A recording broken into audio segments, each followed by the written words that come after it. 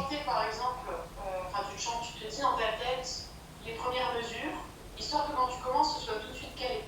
D'accord. Hermione, 13 ans, pratique la batterie depuis 6 ans.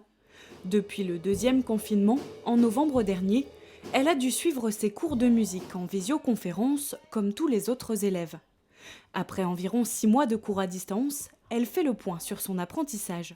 Quand même un peu moins appris parce que ça dépend. En présentiel, comme je l'ai dit avant, il y a d'autres explications et il y a d'autres techniques aussi pour les baguettes, pour savoir comment faire les flats ou autre.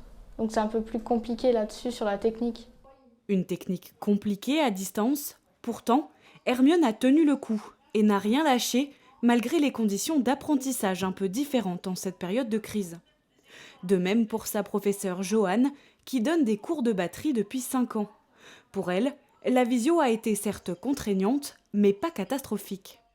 Au-delà du fait de voir juste les aspects négatifs de la visio, moi j'ai essayé de voir ça en fait comme un complément parce qu'on n'a pas eu le choix que de s'adapter. On n'a pas pu faire les cours en présentiel, on a été constamment interrompus.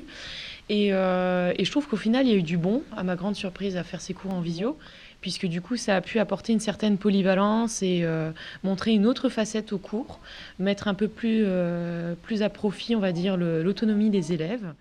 Même si la visioconférence n'a pas que des aspects négatifs, Joanne attend tout de même avec impatience la reprise des cours en présentiel. Alors, ce qui m'a vraiment beaucoup manqué, c'est le contact. Le contact, parce que clairement, en visio, c'est mieux que rien. Moi, je me dis que si c'était arrivé il y a 10 ans, on n'aurait peut-être rien eu du tout. On aurait été complètement coupé pendant des semaines et des mois de nos élèves. Ça aurait été catastrophique. Dernière ligne droite, donc, les cours en présentiel reprendront le 19 mai prochain pour les élèves mineurs uniquement. En espérant cette fois encore ne pas devoir ressortir son ordinateur pour apprendre à jouer de son instrument.